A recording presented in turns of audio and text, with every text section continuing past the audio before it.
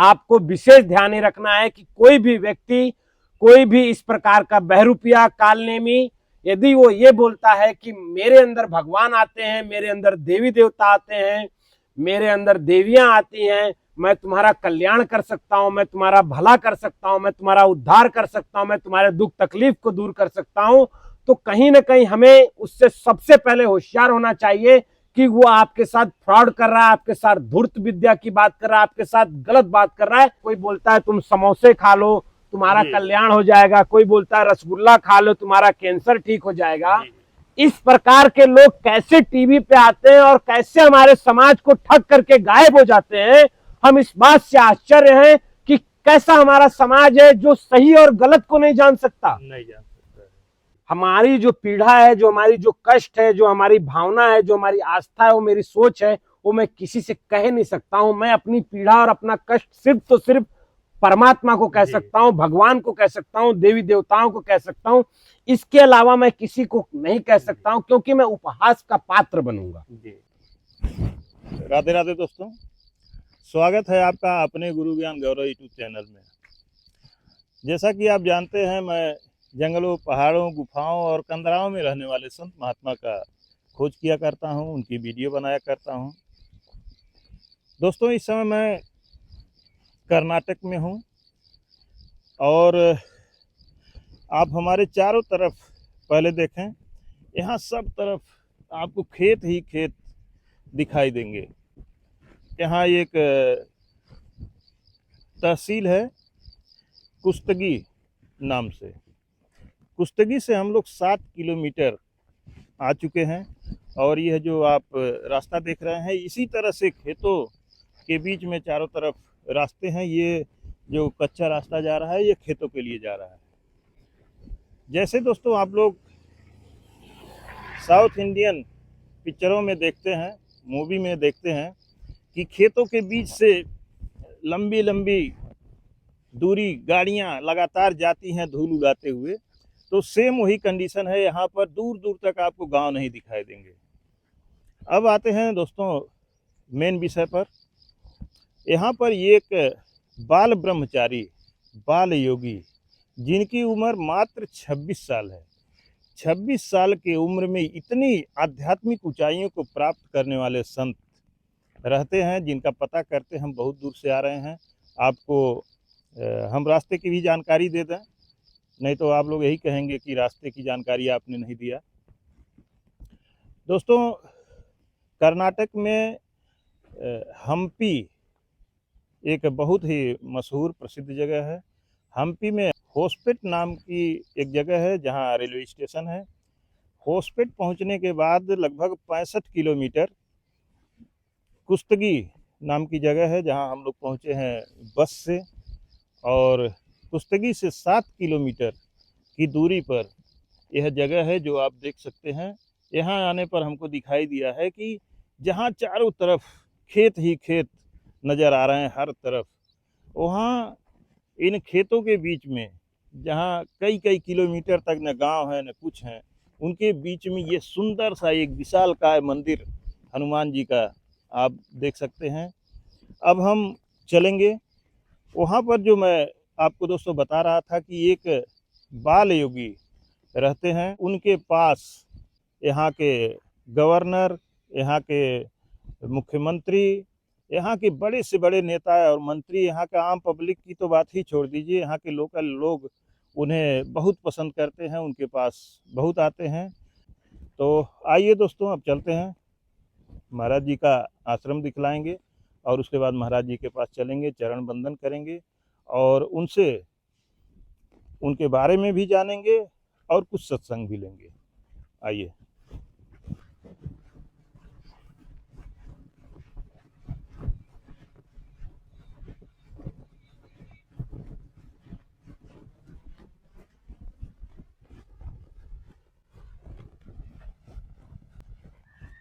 दोस्तों देखें, बाहर ही महाराज जी टहल रहे हैं और इस स्थान को अमरनाथेश्वर महादेव मठ के नाम से भी जानते हैं, अमरनाथेश्वर महादेव मंदिर के भी नाम से जानते हैं। आए।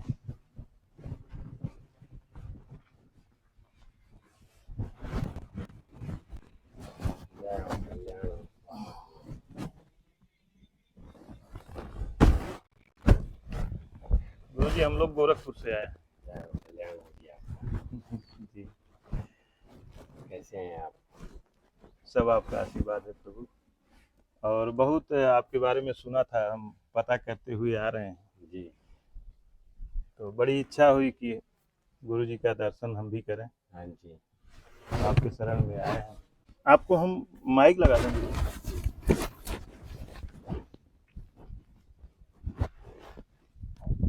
सबसे पहले आपसे गुरु जी ये हम जानना चाहते हैं, आपका परिचय थोड़ा हमारे दर्शकों को आप करा दें।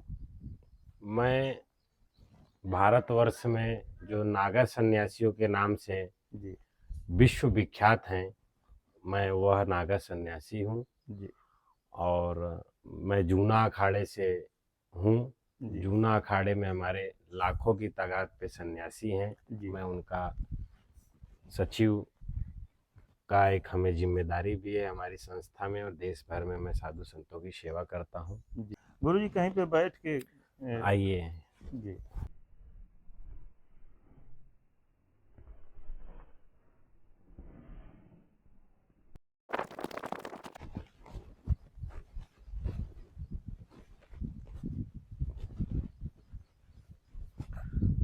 आप का शुभ नाम क्या है और रहने वाले कहाँ के हैं? अब जन्म स्थान कहाँ है महाराज जी? मैं उत्तर भारत में मेरा जन्म हुआ, बाबा विश्वनाथ की नगरी में, जी और मेरा नाम श्री महंत सहदेवानंद गिरी है। जी। तो प्रभु जी किस उम्र में आप संत बन गए? 8 साल की उम्र में गुरु दीक्षा मिला, गुरु जी मंत्र मिला, संन्यास मिला, और उसके बाद से निरंतर परमात्मा की सेवा में, समाज की सेवा में तत्पर हूँ मैं। जी। तो ऐसे 8 साल की उम्र में आप घर कैसे छोड़ दिए? माता पिता की सहमति से कि अपने आप वैराग्य हुआ निकल दिए? वो अवस्था ऐसी होती है जो कोई बोध नहीं होता है, जी और संन्यास जीवन जो जन्म जन्मांतर का ये प्रारब्ध और भाग्य उदय होता है, जी जब जाके किसी को संन्यास जीवन जीने का और संन्यास स्वीकार करने का अवसर प्राप्त होता है, तो कहीं ना कहीं हम सौभाग्यशाली हैं। जी हमें समाज और देवी देवताओं की सेवा करने का अवसर परमात्मा ने दिया। जी। तो वहाँ से प्रभु जी अपने घर से आप फिर कहाँ यहाँ सीधा आए कि फिर कहाँ आपको दीक्षा मिला कहाँ? ऐसा है कि मैं हरिद्वार आया, जी हरिद्वार में मेरी शिक्षा और दीक्षा दोनों हुई, और जी उसके बाद कई वर्ष लगातार मैं गुरु जी की सेवा में रहा, उनके जी मार्गदर्शन में रहा, जी और हिमालय में भी कुछ टाइम में रहा, जी काशी के शमशान में कुछ टाइम रहा, उज्जैन के शमशान में कुछ टाइम रहा। जी उसके बाद 2016 में मैं दक्षिण भारत आया था, जी। और दक्षिण भारत में आने के बाद यहाँ मुझे भूमि वगैरह दान में मिला। यहाँ जो ये सब बना हुआ है, ये क्या पहले से ही था कि आपके आने के बाद ये सब कैसे हुआ है? जैसे कि आप आस-पास में देख रहे हैं कि सभी जगह खाली है, खाली सब खेत खेत ही हमको दिखाई दे रहे तो हैं। वैसे ये भी एक खेत था, जी और इसको भगवान के भक्तों के द्वारा ये सारी चीज़ें तैयार की गई है, और बहुत कम समय में तैयार हुआ है। गुरुजी, ऐसे तो नहीं हो सकता है कि कोई साधु महात्मा कहीं जाके बैठ जाए और एक बैग उनको कोई आकर के दान कर दे, कुछ कर दे, बिना कुछ चमत्कार देखे, बिना कुछ शक्तियां सिद्धियां देखे लोग प्रभावित तो होते नहीं हैं। ऐसा है कि कुछ तो ऐसा हुआ होगा कि आपसे लोग प्रभावित हुए यहाँ के। ऐसा है कि चमत्कार क्या होता है, ईश्वर करता है, जी और व्यक्ति को निमित्त बना देता है। जी व्यक्ति को निमित्त बना करके परमात्मा उससे जितने भी कार्य करवाने होते हैं वो सब करवाता है, जी और हर मनुष्य को कितना भी बड़ा कार्य करने का अवसर मिले, कितनी बड़ी भूमिका जीवन में निभाने को मिले, वह कभी उस भूमिका को अपना जीवन से नहीं जोड़ना चाहिए, हमेशा उस भूमिका को परमात्मा से जोड़ना जी चाहिए। बिल्कुल। मेरा यहाँ आने का, दक्षिण भारत में मैं सिंगेरी मठ घूमने के लिए आया था, जी और यहाँ कुछ भक्तों को जीवन में समस्याएं थी, कष्ट थी, उनके जीवन में परमात्मा की कृपा हुई, उनकी आस्था बढ़ी, भक्ति बढ़ा, श्रद्धा बढ़ा, जी और वो हमारे धर्म को ही मानने वाले नहीं थे, दूसरे धर्म को मानने वाले थे, जी महावीर जी को मानने वाले थे, और उन्होंने हमें यह भूमि जी दान में दिया, और दान में देने के बाद हमने यहाँ भगवान हनुमान जी का प्रतिष्ठा किया। हनुमान जी ने हमें जागरूकता चेतना दिया, तो हमने यहाँ भगवान को विराजमान किया। इधर भगवान भोलेनाथ शिव परिवार का स्थान है। जी महाराज और जी, हम वहाँ पे जो मार्केट है कुश्तगी, वहाँ हम कुछ लोगों से बात की, तो लोगों ने बताया कि ऐसे महात्मा हैं कि जो हनुमान जी का साक्षात दर्शन कर चुके हैं। हाँ, हनुमान जी उनको साक्षात दर्शन दे चुके हैं। और यहाँ पे तो संत महात्मा साउथ इंडिया में बहुत कम ही देखने को मिलते हैं। घूमने टहलने आए हो तो भले दर्शन हो जाए, नहीं तो नहीं मिलते हैं। तो यहाँ के लोग इतना आप पे आस्था रखते हैं, इतना आप पे श्रद्धा रखते हैं कि अ, वो बहुत कुछ कहीं बताने न लगे। कहीं उनके जीवन में हनुमान जी की कृपा है जी और हनुमान जी ने उनके जीवन में कृपा किया है।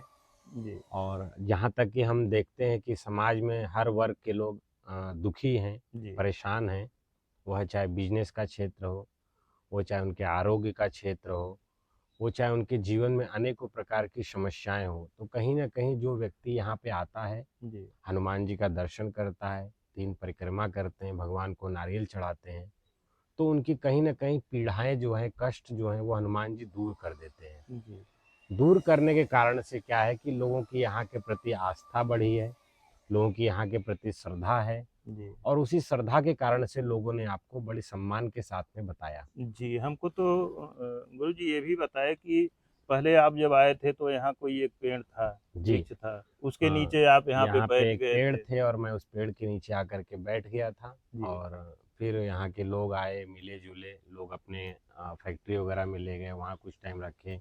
जी फिर यहाँ भक्तों ने बिल्डिंगों का निर्माण किया और फिर मैं यहाँ रहने लग गया। जी और ये भी हम सुने हैं कि यहाँ पे पूर्व प्रधानमंत्री श्री एच डी देव गौड़ा जी के परिवार के लोग भी यहाँ पर। हाँ, तो मैं 2000 जब मैं आया था यहाँ दक्षिण भारत में, तो मुझे सर्वप्रथम बार देवगुड़ा जी ने ही बुलाया था। जी चिकमंगलूर बानावर में हम बहुत सारे साधु संतों के साथ में यहाँ आए थे और जी यहाँ पे अतिरुद्र यज्ञ का आयोजन हुआ था। उस आयोजन में मैं आया था।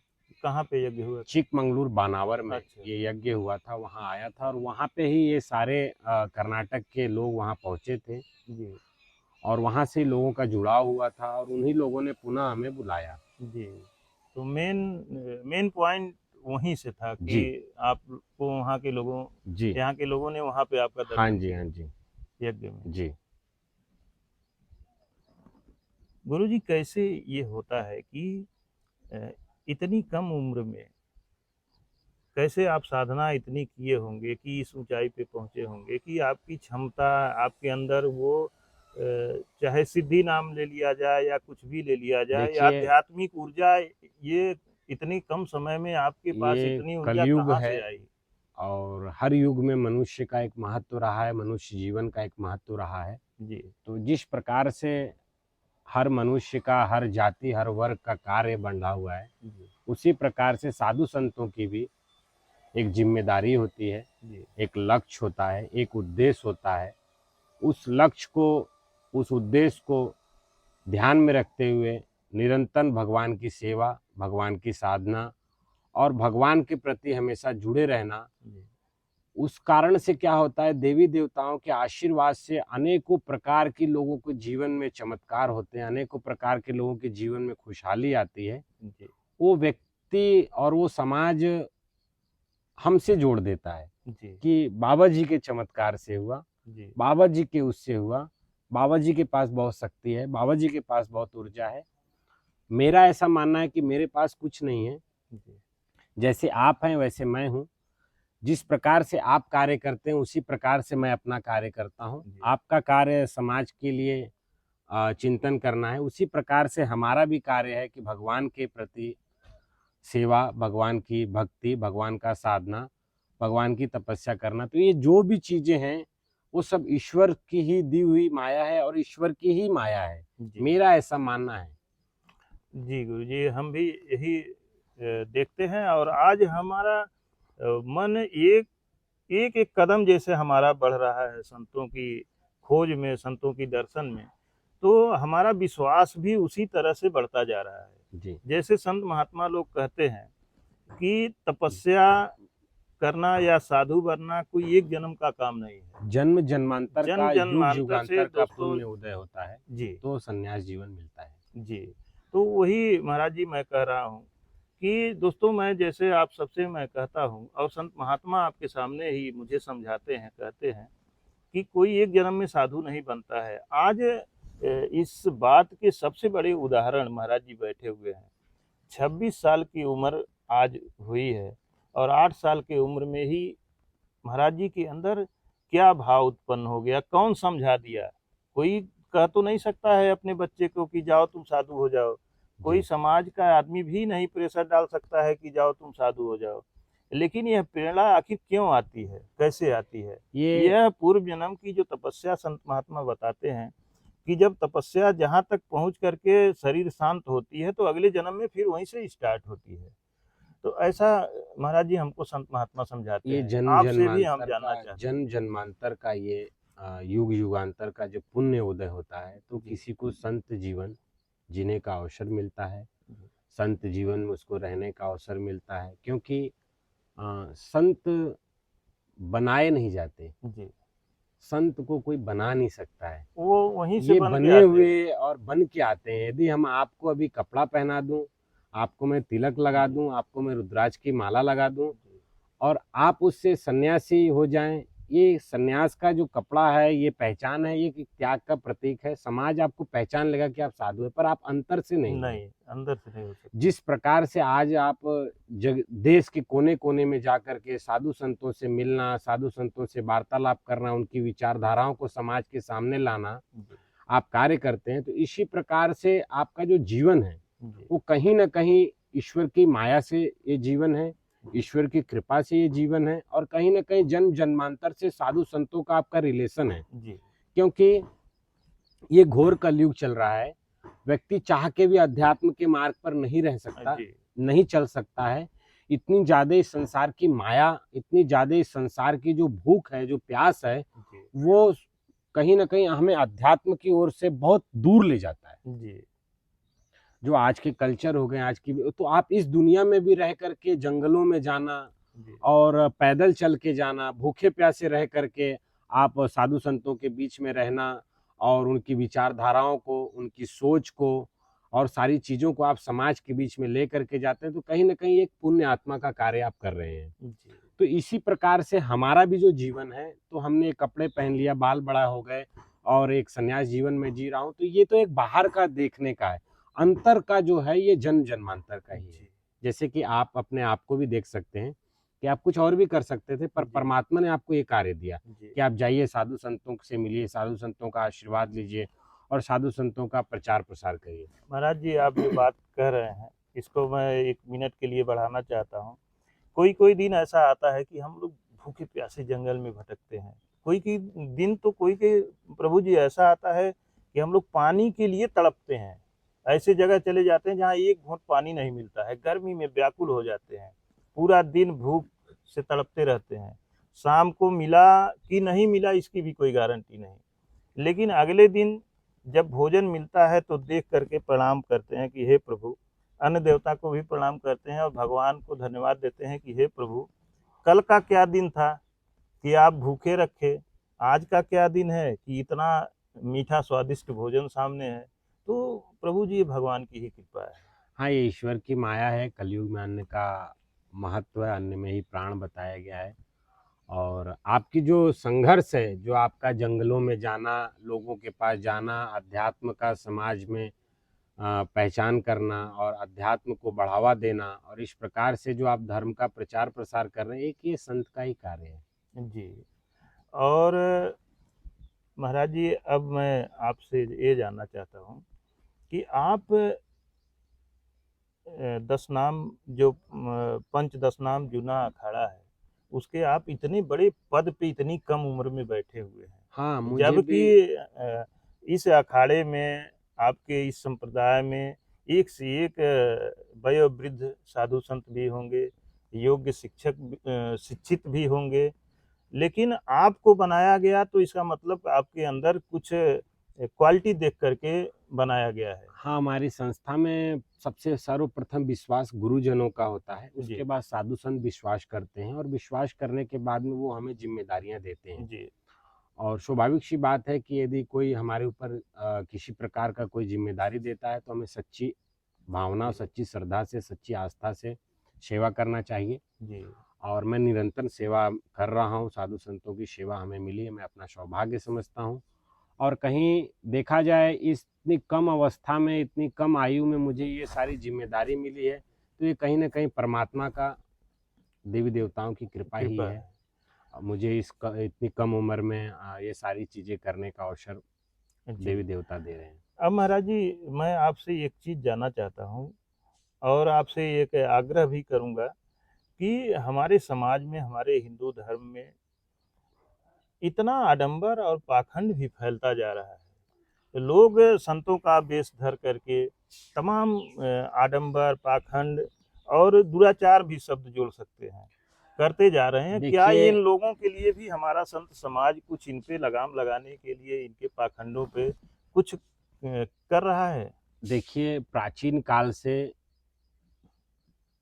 ऋषि मुनि भी थे जी और देव दानव काल नेमी भी थे। जी तो प्राचीन काल से ये परंपरा चली आ रही है सात्विक और तामसिक का। जी तो आज का जो समाज है वो बहुत दुखी है, जी परेशान है, कष्ट में है। जी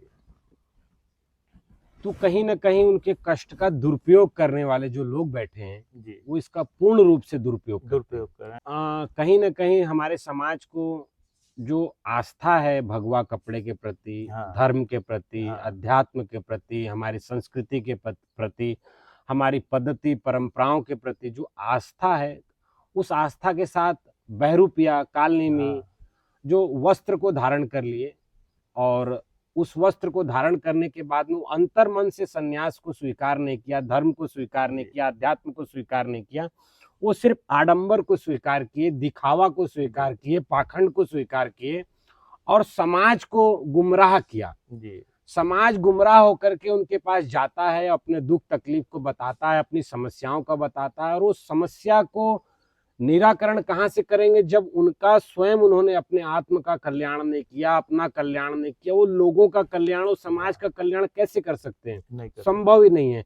तो वो कहीं ना कहीं शिकार होते हैं, फिर उनकी भक्त की आस्था कमजोर होती है, भावना कमजोर भक्त होती के है। साथ साथ समाज के लोगों का विश्वास उठता है। समाज का क्या है कि आज जैसे हमारा हिंदू धर्म है, तो हिंदू धर्म के जो धर्म गुरु हैं, जी कहीं ना कहीं इनकी भी एक जिम्मेदारी बनती है, जो बड़े स्तर पे बड़े पदों पे बैठे हुए हैं, इनकी एक जिम्मेदारी भी बनती है कि हमारे धर्म को, हमारी संस्कृति को बचा के रखना और इसकी रक्षा करना। प्राचीन काल से नागा सन्यासी और बड़े बड़े धर्माचार्य इस परंपरा को लेकर के आए हैं, बहुत दुख तकलीफ कष्ट को देखते हुए इस परंपरा को कायम रखा है। और ये सनातन संस्कृति की परंपरा युगों युगों से चलती आई है और युगों युगों तक रहेगा। इसको कोई खत्म नहीं कर सकता है, इसको कोई समाप्त नहीं कर सकता है। पर जैसे कि देखिए द्वापर में भी, त्रेता युग में भी, सतयुग में भी बहुत सारे असुरी प्रवृत्ति के लोग थे जो देवी देवताओं का भी रूप बना लेते थे।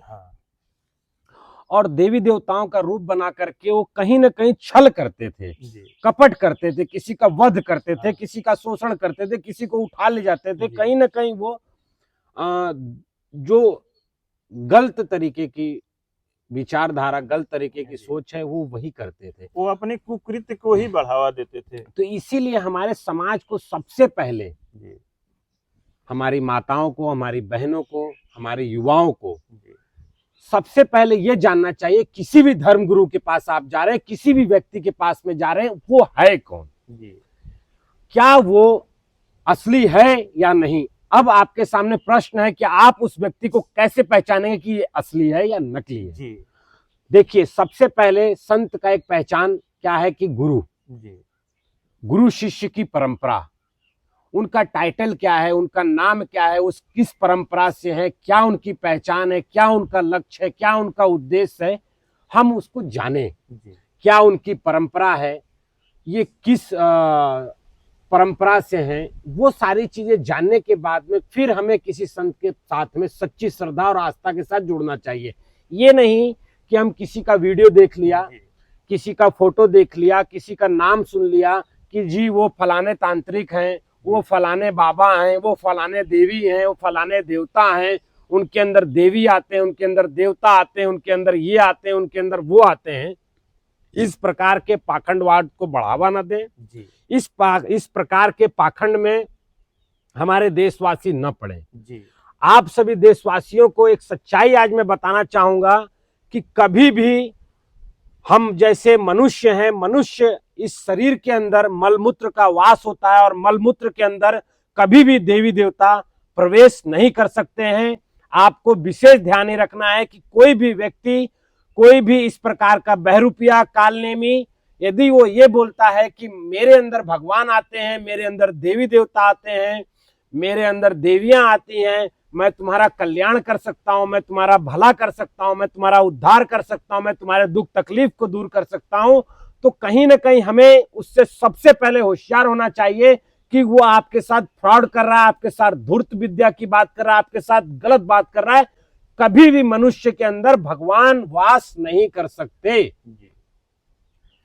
भगवान अपनी कृपा कर सकते हैं, भगवान अपना अनुभव दे सकते हैं, भगवान आपको अनुभूति करा सकते हैं, भगवान आपके साथ साथ चल सकते हैं, भगवान आपके जिह्वा पे वास कर सकते हैं, भगवान आपके कंठ में वास कर सकते हैं, भगवान आपके मस्तिष्क में वास कर सकते हैं, परंतु आपके शरीर के अंदर नहीं आ सकते हैं।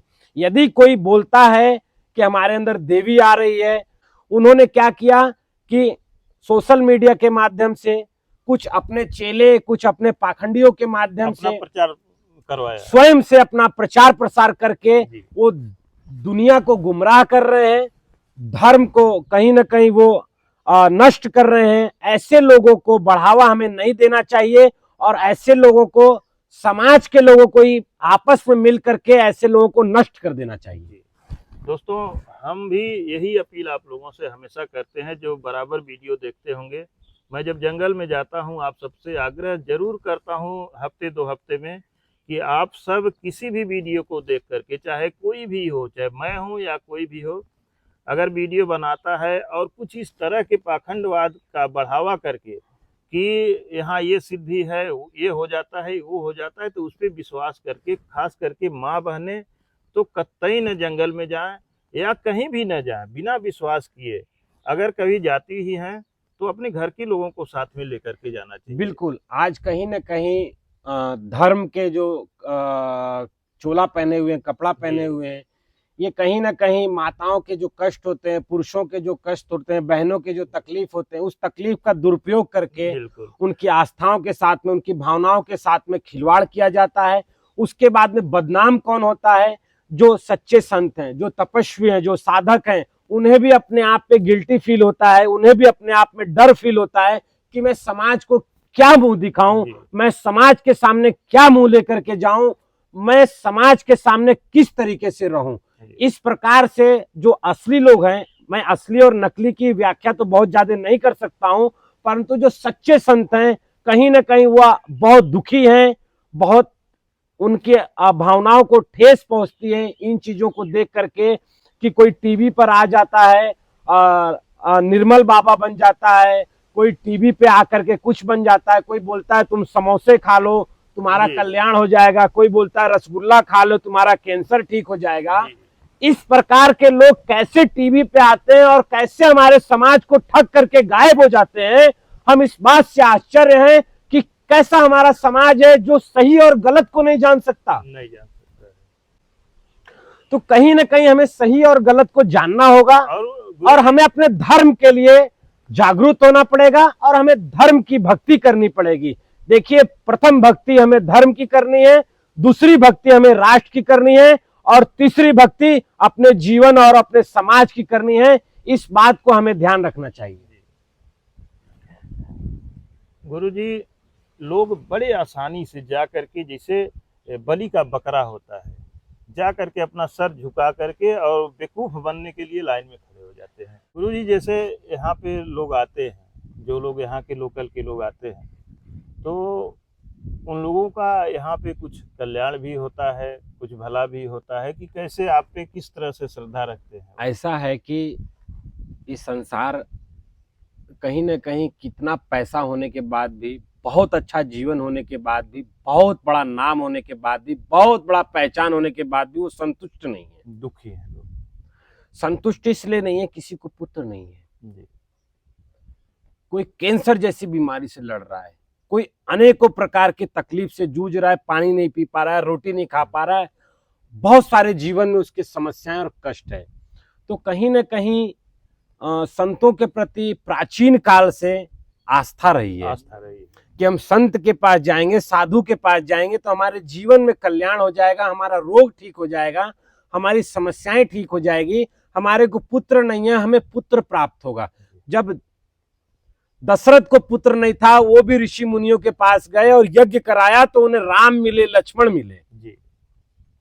उसी प्रकार से हमारे पास भी लोग बड़ा आस्था लेकर के आसपास के अनेकों जिलाओं से, बड़े दूर दूर से लोग पैदल आ जाते हैं और हमें बहुत कष्ट होता है कि लोग, मैं भगवान नहीं हूं, मैं भी उनके जैसा मनुष्य हूं, मैं भी उनके जैसा एक हनुमान जी का भक्त हूं, और वो मेरे प्रति आस्था रख के मेरे नाम से इतना दूर तक आ रहे हैं। इनकी समस्या क्या है? तो उनके जीवन में समस्या क्या होता है? कोई व्यक्ति के जीवन में 20 साल से पुत्र नहीं है, कोई व्यक्ति के जीवन में 15 साल से बच्चे नहीं है, कोई व्यक्ति बहुत सालों से रोग से दूषित है और देश के कोने कोने में वो इलाज करा के आ गए। अब ऐसे लोग आकर के आपके सामने अपना दुख रखेंगे, अपना कष्ट रखेंगे, तो स्वाभाविक सी बात है कि मैं भी एक मनुष्य हूं, दूसरे का दुख देख के, दूसरे का तकलीफ देख के, दूसरे का कष्ट देख करके हमें भी कष्ट होता है। जब हमें कष्ट होता है तो हम उन्हें सही दिशा देते हैं, सही मार्ग देते हैं और सही राह बताते हैं। तो आपके चैनल के माध्यम से हम ये कहना चाहेंगे कि जिन लोगों को भी देश के अंदर संतान की समस्या है, वो भगवान शिव के मंदिर में जाएं, दूध और जल से अभिषेक करें। हम उनको दावे के साथ कह रहे हैं कि बहुत जल्द उनके जीवन में संतान की प्राप्ति होगी। ये मेरे जीवन का और अनेकों लोगों के जीवन में मैंने अनुभव किया हूं। ये मेरी अवस्था बहुत कम है, कम अवस्था में भी मेरा जो अनुभव है कि भगवान शिव ने 20-20 साल से जिनको पुत्र नहीं थे, वो अनेकों क्षेत्र के शासक रहे हैं, अनेकों जगहों पे बहुत बड़े बड़े पदों पे रहे हैं, वो सरकार में रहे हैं, एक आम जनमानस में रहे हैं, एक आम किसान के रूप में रहे हैं। आज उनके जीवन में पुत्र है। इसी कारण से लोगों की यहाँ के प्रति आस्था है, यहाँ के प्रति श्रद्धा है, क्योंकि मैं गांव से, शहर से दूर हूं। दूर होने के बाद भी मैं किसी का 10 रुपया लेता नहीं, मैं किसी को 10 पैसा दे नहीं सकता, ना मैं पैसा छूता हूं। लोगों की आस्था होने के कारण से आप देखिए यहाँ पे भोजन भंडार बना रहे हैं लोग, अग्नि कुंड का स्थान बना रहे लोग, इतना विशाल मंदिर बना दिया, साधु संतों को रहने के लिए कर दिया। आगे भी बड़े बड़े प्रोजेक्ट लोग यहाँ पे स्वयं से काम करने के लिए आ रहे हैं और कर रहे हैं। क्यों? क्योंकि उनके जीवन में जो समस्याएं थी, जो कष्ट थे, जो तकलीफ थे, वो यहाँ आने से दूर हो गया। उनके जीवन में खुशहाली आ गई, उनके जीवन में उन्नति आ गया, उनके जीवन में प्रगति आ गया, उनके जीवन से अंधकार दूर हो गया, उनके जीवन में प्रकाश आ गया। तो कहीं ना कहीं जब जीवन में मनुष्य के प्रकाश आते हैं, उजाला आता है, रोशनी आती है, तो कहीं ना कहीं उसकी आस्था भी, हमारे धर्म के प्रति उनकी आस्था बढ़ जाती है। तो उस आस्था को देवी देवताओं की कृपा से, हमारे माध्यम से, हम आप सबके माध्यम से उस आस्था को निरंतर हम देवी देवताओं के प्रति बढ़ाते रहें। इसी संकल्प के साथ में हम अपने जीवन को एक एक दिन देवी देवताओं के लिए, समाज के लिए समर्पण करके मैं हर दिन कार्य कर रहा हूँ। तो आपका आशीर्वाद मिला, हमें बड़ा अच्छा लगा। हनुमान जी महाराज आपको स्वस्थ रखें। आप इसी प्रकार से हमारे सनातन संस्कृति और हमारे संत समाज का प्रसार करते रहें, उनकी विचारधाराओं को समाज के सामने लाते रहें। ऐसी हनुमान जी से कामना है कि आपको स्वस्थ रखें, दीर्घायु प्रदान करें और आप इसी प्रकार से निरंतर संत सेवा करते रहें। अब गुरुजी 2 चीज और हम जानना चाहेंगे कि जैसे हमें कुछ लोगों ने बताया कि आपको यहाँ हनुमान जी ने दर्शन दिया था जी, तो कृपया वो वर्णन थोड़ा सा हम जानना चाहते हैं, अपने दर्शकों को बताना ऐसा कुछ आपका मन का जो वो है मैं आपको दूर करूंगा जी। कि हनुमान जी ने हमें साक्षात आकर के दर्शन नहीं दिया जी, हमें प्रेरणा दिया, वही दर्शन हमारे अंदर आकर के विराजमान नहीं हुए, हमारे हमारे को एक अंदर से ऊर्जा, कब, यहाँ से कुछ ही दूरी पे हनुमान जी का जन्म स्थान है, जिसको पुराणों में, रामायण में, वेदों में किष्किंधा के नाम से जाना जाता है, पंपा सरोवर के नाम से जाना जाता है, बाली सुग्रीव की नगरी से जाना जाता है। जब ये भूमि मुझे दान में मिली थी तो ये खाली जगह था, और एक खाली जगह मुझे मिला, मैं पेड़ के नीचे आके सो गया, और यहाँ पे तमाम जो नेगेटिविटी थी वो सारी चीजों से मुझे सामना करना पड़ता था। तो रात को 11 बजे मैं और हमारे साथ में बच्चा था, हम और ये और एक हमारे भाई थे, वो हमें ले करके गाड़ी से रात में 11 बजे हनुमान जी के जन्म स्थान पे गए। मैं नीचे बैठा, क्योंकि जिस प्रकार से आपके जीवन में माता हैं, पिता हैं, बहन हैं, भाई हैं, परिवार हैं, उसी प्रकार से हमारा जो परिवार है वो आप लोग हैं। हमारी जो पीड़ा है, जो हमारी जो कष्ट है, जो हमारी भावना है, जो हमारी आस्था है, वो मेरी सोच है, वो मैं किसी से कह नहीं सकता हूं। मैं अपनी पीड़ा और अपना कष्ट सिर्फ तो सिर्फ परमात्मा को कह सकता हूं, भगवान को कह सकता हूं, देवी देवताओं को कह सकता हूं। इसके अलावा मैं किसी को नहीं कह सकता हूं, क्योंकि मैं उपहास का पात्र बनूंगा।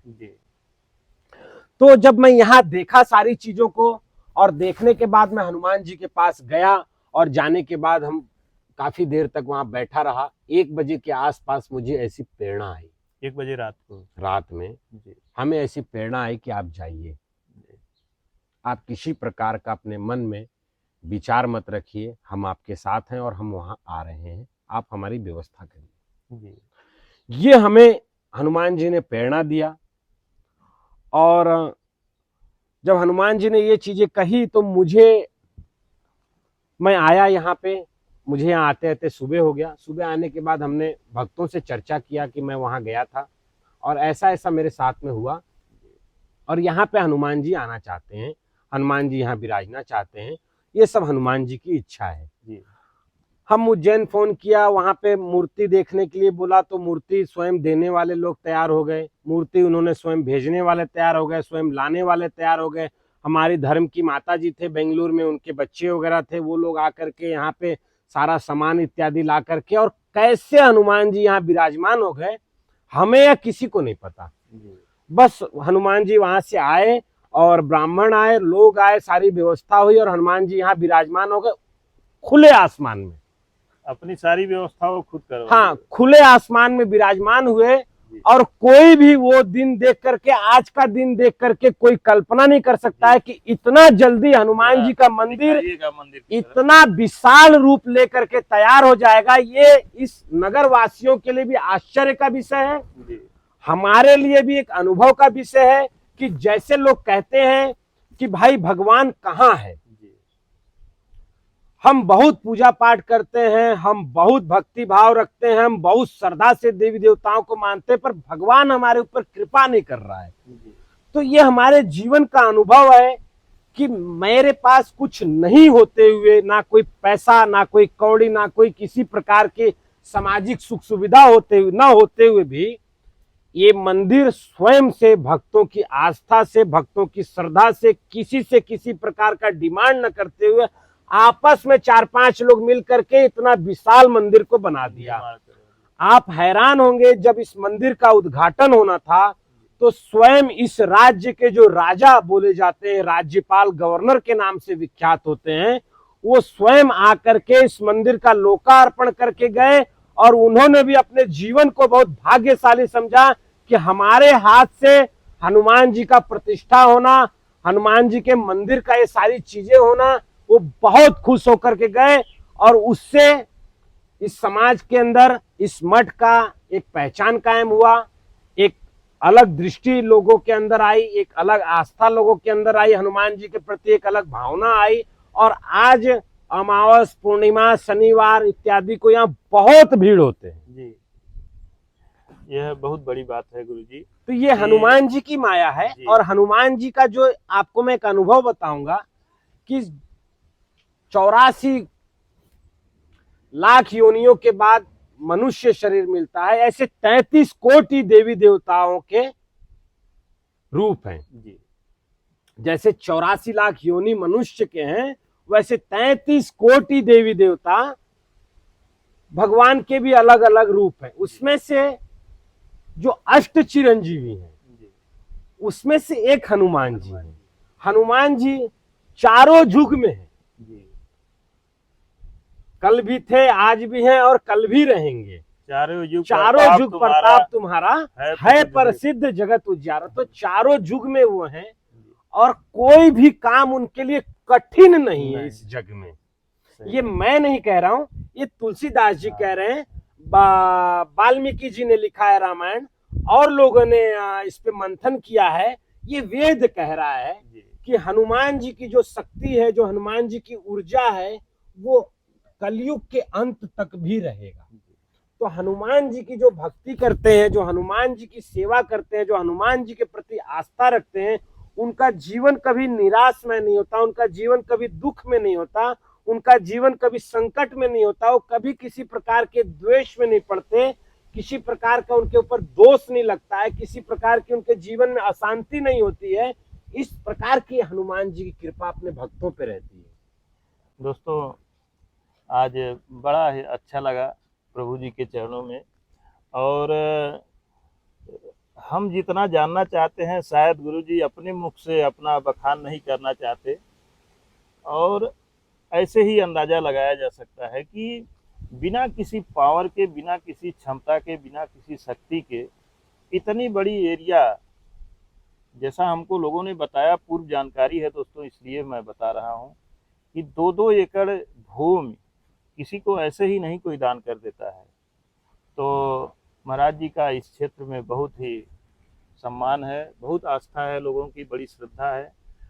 अब गुरु जी बस एक चीज और पूछना चाहेंगे कि अब इसके बाद आगे का आपका क्या मैं प्लान आपके माध्यम से जी पूरे देशवासियों को और पूरे विश्व को जी एक संदेश देना चाहूंगा कि देखिए, आज पूरा संसार पर्यावरण के कारण, ऑक्सीजन के कारण तमाम प्रकार की बीमारियों से जूझ रहा है। जी आज हमें कितना भी हम संघर्ष करके यदि हम बिल्डिंग बना दे रहे हैं, बहुत बड़ा महल बना दे रहे हैं और बहुत बड़ी व्यवस्थाओं को हम कायम कर दे रहे हैं, वो मकान, वो घर, वो महल किसी काम का नहीं है यदि हमारी सांसें कम हो जाएंगी। जी।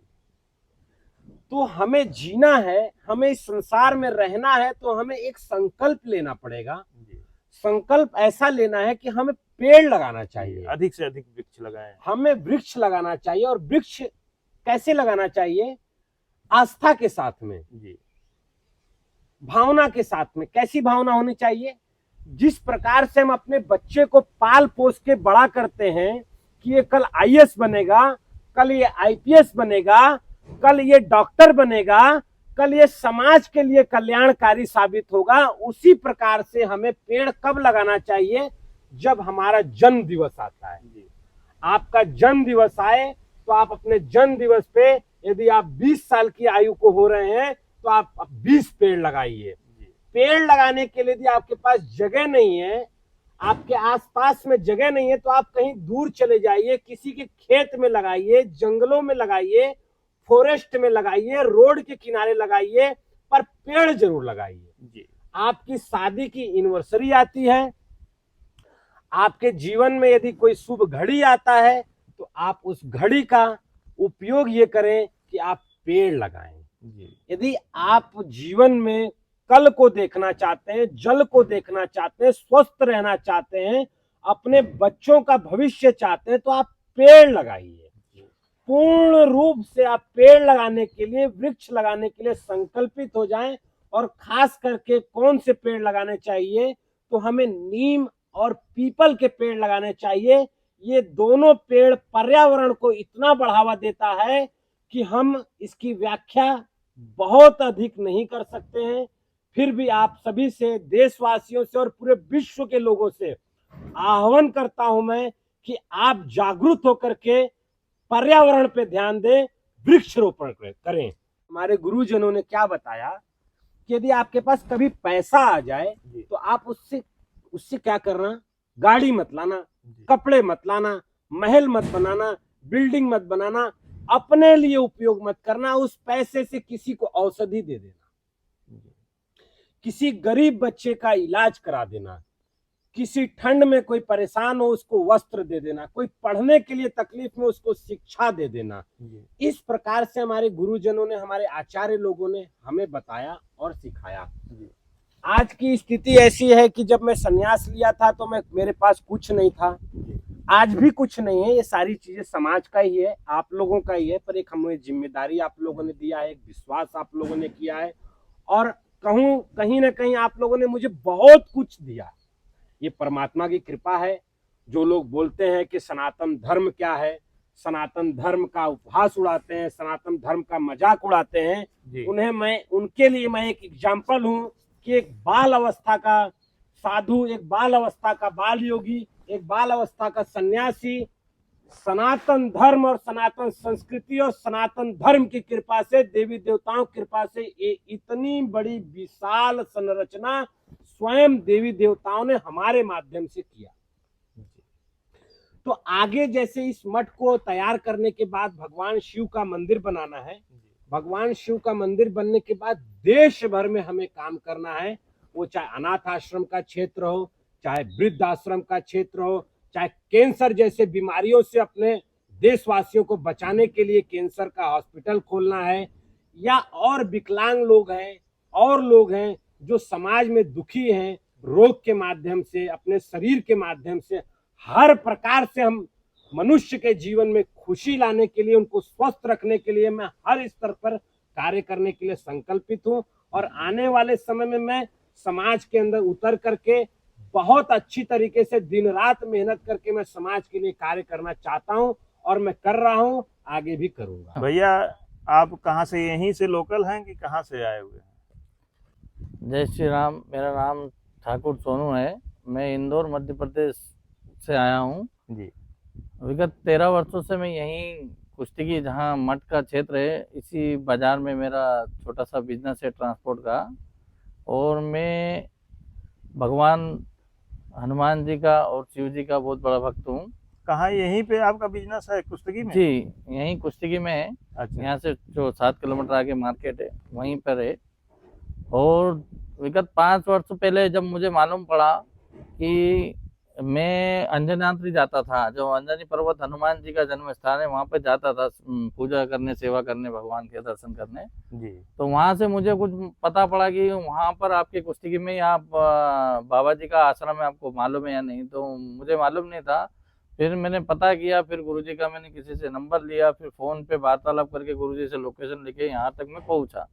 यहाँ पहुँचने के बाद में आज 5 साल से कंटिन्यू मैं गुरुजी की सेवा में ही लगा हूँ। पहले जो था मेरा ट्रांसपोर्ट बिजनेस है, तो मेरा गाड़ी में गाड़ी वालों से, ड्राइवरों से भी सबसे खाने पीने का ये जो भी था चलता रहता था। लेकिन जब से मैं यहाँ गुरुजी से जुड़ा हूँ, तब से मैंने सारी चीज़ों को त्याग दिया है। ना मैं आप सात्विक विचारधारा अपना लिए जी, भोजन खान पान आपका सात्विक? जी, मैं बिल्कुल साधारण हो गया हूँ, ना तो किसी शराब, सिगरेट, बीड़ी, यही होता है भैया, संतों के पास जो संतों की शरण में जाता है तो अपनी बुराई को छोड़ देता है जी। अब उसकी बुराइयों का अंत कर देते हैं संत जी। अब एक तरह से गुरुजी को ही अपना गुरु मान लिया है। अब जो भी वो बोलते हैं उनके अनुसार मैं चलता हूँ। मेरा धंधा व्यापार जो भी है, घर परिवार। वो भैया जी आपके साथ हैं कि यहीं से? जी, ये मेरे भाई हैं, वैसे तो मेरे बड़े भाई हैं। उज्जैन महाकाल के नगरी से जी। और बस सावन का महीना चल रहा है, कर्नाटक में बाबा जी की सेवा में हाजिर है। बहुत बहुत धन्यवाद आपको। अब इसी के साथ वीडियो समाप्त करते हैं। वीडियो अगर अच्छी लगी हो, हमारा प्रयास आपको अच्छा लगा हो, तो आप वीडियो को लाइक कीजिएगा, अपने दोस्तों के साथ शेयर कीजिएगा, और छोटा सा प्यारा सा आप कमेंट जरूर कीजिएगा। मिलते हैं और संत के चरणों में। धन्यवाद दोस्तों।